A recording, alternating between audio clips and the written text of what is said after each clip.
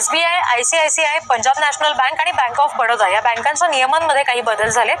या नव्या बदलांमुळे आता खातेधारकांच्या खिशावर ताण येणार आहे। बँकांसंदर्भातली आपल्या सगळ्यांच्या कामाची एक बातमी आहे। ही बातमी बँकांसंदर्भातली असल्यामुळे नीट बघा। नमस्कार मित्रांनो, जर तुमचं देशातील कोणत्याही बँकेमध्ये अकाउंट असेल तर हा व्हिडिओ तुमच्यासाठी अतिशय महत्त्वाचा आहे, कारण आतापासून लावले आहेत बँकेने 5 कडक नियम आणि जर तुम्ही हे नियम पाळले नाहीत तर तुम्हाला 10,000 रुपयापर्यंत दंड होऊ शकतो। आणि सर्वात महत्त्वाचं म्हणजे हा दंड तुमच्या बँकेतून अचानक तुमचे पैसे कट करून घेतले जाणार आहेत आणि याचा तुम्हाला खूप मोठा पश्चाताप होऊ शकतो। मग तुम्ही शेतकरी असाल, पेन्शनधारक असाल किंवा महिला असाल, राज्यातील प्रत्येक बँकेमध्ये आता हा नियम लागू करण्यात आलेला आहे। त्यामुळे हा व्हिडिओ शेवटपर्यंत पहा, कुठेही स्किप करू नका। चला तर संपूर्ण माहिती काय आहे आपण पाहूया। तत्पूर्वी अजून तुम्ही चॅनलला सबस्क्राइब केलं नसेल तर अशा नवनवीन अपडेट करता चॅनलला आताच सबस्क्राइब करून घ्या, बेल आयकॉन प्रेस करा आणि व्हिडिओला एक लाईक मात्र अवश्य करा। येथे पाहू शकता आजपासून देशभरातील सर्व बँक खात्यावर लागू झाले 5 नवे नियम। कोणत्याही बँकेत तुमचे खाते असेल, म्हणजे पोस्ट ऑफिस मध्ये जरी तुमचे खाते असेल किंवा बँक ऑफ महाराष्ट्र, तसेच bank of India, state bank of India, तसेच जर तुमचे खाते खाजगी बँकेत असेल जसे की HDFC बँक, ICICI बँक, तुमची देशातील कोणत्याही बँकेत खाते असेल तर हे 5 कडक नियम तुमच्यासाठी आहेत। त्यामुळे हा व्हिडिओ लक्षपूर्वक पाहत राहा।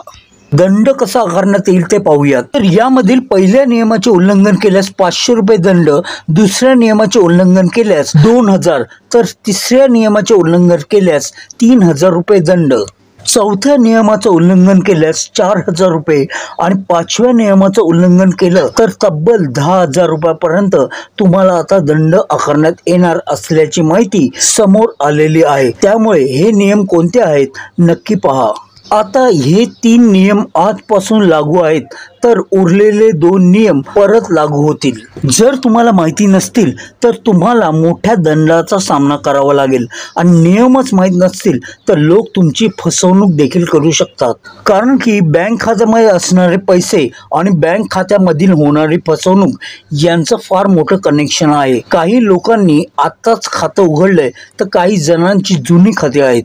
आता काही लोकांचे खाते पोस्ट ऑफिस मध्ये आहेत तर काहींचे खाते स्टेट बँक ऑफ इंडिया मध्ये किंवा स्थानिक बँक मध्ये आहेत। मित्रांनो, तुमचे बँकेचे खाते कोणत्याही बँकेत असू द्या, हे 5 नियम तुमच्यासाठी जाणून घेणं गरजेचं आहे, नाही तर प्रचंड मोठं नुकसान होऊ शकतं। त्यामुळे व्हिडिओ फक्त स्किप न करता लक्षपूर्वक बघा, कारण की एक ना एक नियम तुमच्याकरिता अत्यंत महत्त्वाचा असणार आहे। तर येथे पहा, जसे state bank of India, union bank of India किंवा पोस्ट ऑफिस असू द्या, कुठलीही बँक असू द्या किंवा स्थानिक बँका सुद्धा त्यांच्यावर लक्ष ठेवणारी बँक असते, ती म्हणजे रिझर्व्ह बँक ऑफ इंडिया। तर या रिझर्व्ह बँक ऑफ इंडियाने काही नियम लागू केले आहेत आणि जे प्रत्येक नागरिकाला माहिती असणे गरजेचे आहे। आता त्यात ज्या खातेदारांचे 2 बँक खाते आहे त्यांच्यासाठी अतिशय महत्त्वाचा एक नियम आहे।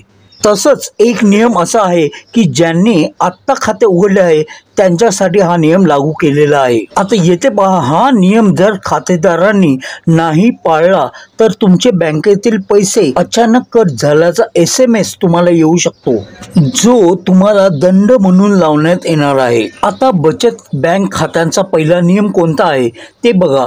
सेव्हिंग अकाउंट मध्ये जर तुमचं खातं असेल तर तुमच्यासाठी आता काही लिमिटची माहिती असणं गरजेचं आहे। खूप महत्त्वाच्या गोष्टीबद्दल आज आपण माहिती घेतोय।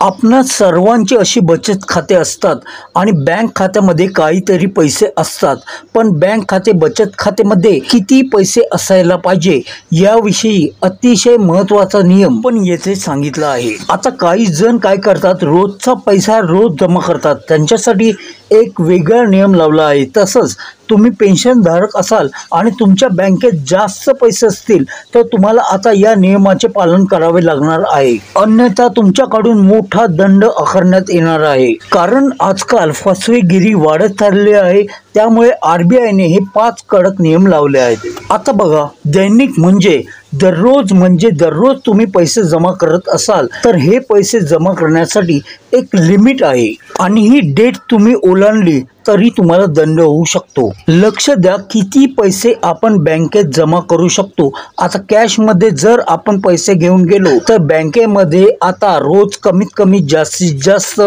50,000 जमा करू शकतो. सर यापेक्षा जास्त पैसे जमा करायला तुम्ही गेला तर तुम्हाला पॅन नंबर तुमचा दाखवावा लागेल. पॅन नंबर दाखवला की लगेच समजते की पैसे चुकीच्या मार्गाने आलेले आहेत का आणि त्याचा देखील चेकअप होऊ शकतो. मग आता लक्षात घ्या की जादा पैसे भरले. आता जर तुमच्या खात्यावर काहीतरी पैसे शिल्लक आहेत मग ते 1 लाख पेक्षा जास्त पैसे तुमच्या खात्यात ठेवले तर त्यासाठी देखील नियम लागू होणार आहे. आता आपल्या घरात अनेक महिलांचे खाते असतात, विद्यार्थ्यांचे असतात, ज्येष्ठ नागरिकांचे खाते असतात. त्यावर पैसे जमा होतात. तुमच्या खात्यात कधी 10,000, 20 तर कधी 1 लाख जमा झाले आणि 1 लाखापेक्षा जास्त रोकड किंवा कॅश जमा झाली तर आता सरकारकडून ती तपासली जाईल. कारण की बँकेला हे बघायचं असतं हे पैसे योग्य पद्धतीने आले आहेत की नाही. त्यामुळे लक्षात घ्या म्हणजे आता 1 वर्षासाठी एक लिमिट ठेवली जाणार आहे.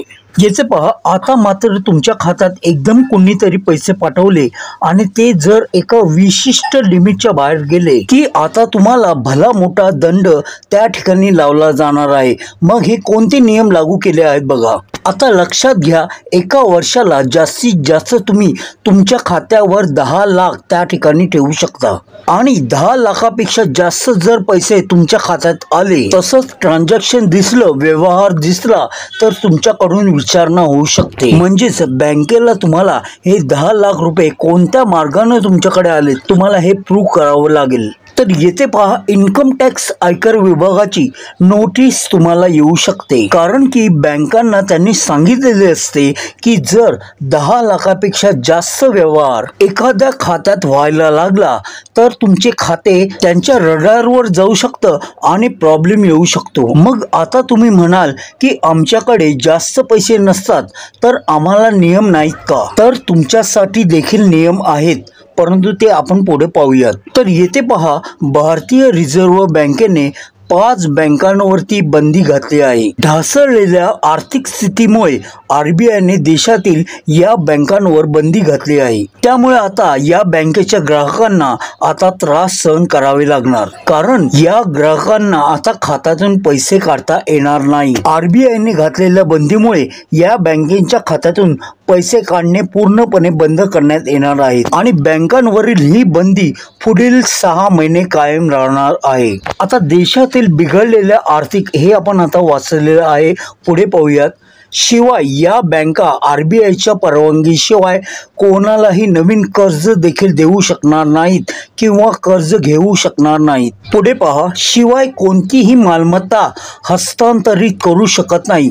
RBIने बंदी घातलेल्या 5 बँकांपैकी आता या बँकांवरील बंदी केव्हा उठवणार आहे तर RBIने निवेदनामध्ये म्हटले आहे की या बँकांच्या निर्बंधाचा आढावा घेण्यात येणार आहे. या बँकांचा कामकाजाचा आढावा घेऊन निर्बंध हटवण्यात येऊ शकतात कारण बँकेचा परवाना अद्याप रद्द झालेला नाही. RBIने 5 सहकारी बँकांवर निर्बंध घातले आहेत. त्यापैकी एक महाराष्ट्रामध्ये आहे. आता ती कोणती आहे ते आपण पाहूयात. आता येथे पाहू शकता शंकरराव मोहिते पाटील सहकारी बँक अकलूज, महाराष्ट्र उराव कोंढा कोऑपरेटिव्ह टाउन बँक आणि उराव कोंढा आंध्र प्रदेश. आता या 3 बँकांमधून तुम्ही फक्त 5,000 काढू शकता. म्हणजे आंध्र प्रदेश टाउन रावकोंडा आणि शंकरराव मोहिते पाटील सहकारी बँक यामधून आता तुम्ही फक्त 5,000 रुपये विड्रॉ करू शकता. तर आता या 5 बँकांपैकी तुमचं कोणत्याही एका बँकेमध्ये अकाउंट असेल तर तुम्हाला हे सर्व नियम आता यापुढे पाळावे लागतील. मग तुम्ही नोकरदार असाल, बिझनेसमॅन असाल किंवा कोणत्याही योजनेचा लाभ घेत असाल, तुम्हाला या नियमांबद्दल काय वाटतं कमेंट करून अवश्य सांगा. व्हिडिओला एक लाईक आणि चॅनलला सबस्क्राईब केलं नसेल तर लगेच करून घ्या. बेल आयकॉन प्रेस करा. पुन्हा भेटू एका नवीन अपडेटसह. तोवर तुमची काळजी घ्या. जय हिंद, जय Maharashtra. Take care and bye.